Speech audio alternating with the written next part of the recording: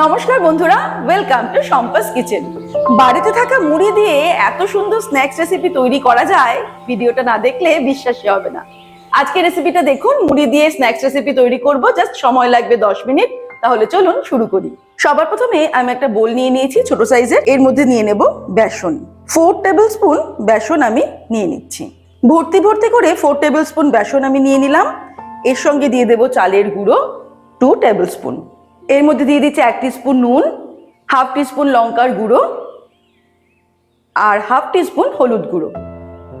এবারে জল দিয়ে আমি একটা পেস্ট তৈরি করে নেব। একটু পাতলা করেই আমি পেস্টটা তৈরি করে নিচ্ছি।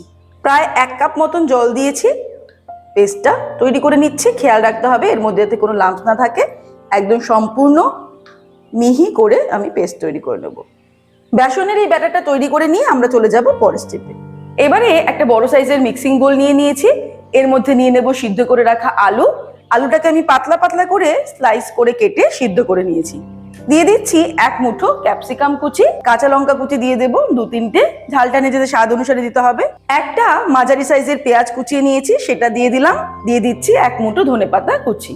এবারে এর মধ্যে দিয়ে দেব হাফ টিস্পুন নুন। তারপরে সবকিছুকে ভালো করে মেখে নেব। আলুটাকে এইভাবে একটুখানি ম্যাশ করে নিয়ে মাখতে হবে। আপনারা যদি চান তাহলে সিদ্ধ করে আলুকে গ্রেট করেও নিতে পারেন। এইভাবে আমি মেখে নিয়েছি। এর মধ্যে এবারে দিয়ে দেব মুড়ি।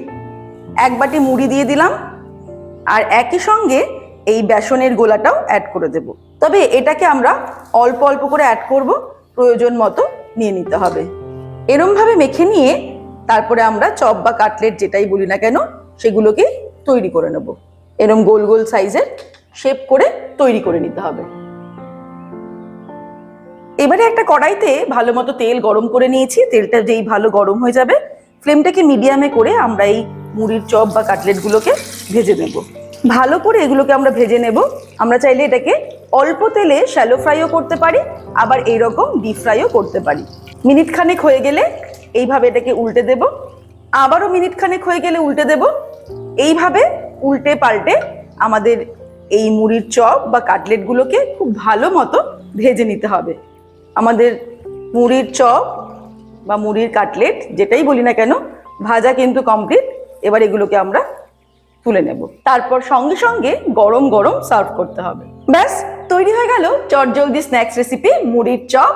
একবার বাড়িতে অবশ্যই ট্রাই করুন, দেখবেন দারুণ টেস্টি হবে। আজকে রেসিপিটা ভালো লাগলে রেসিপিটাকে লাইক করতে, শেয়ার করতে ভুলবেন না।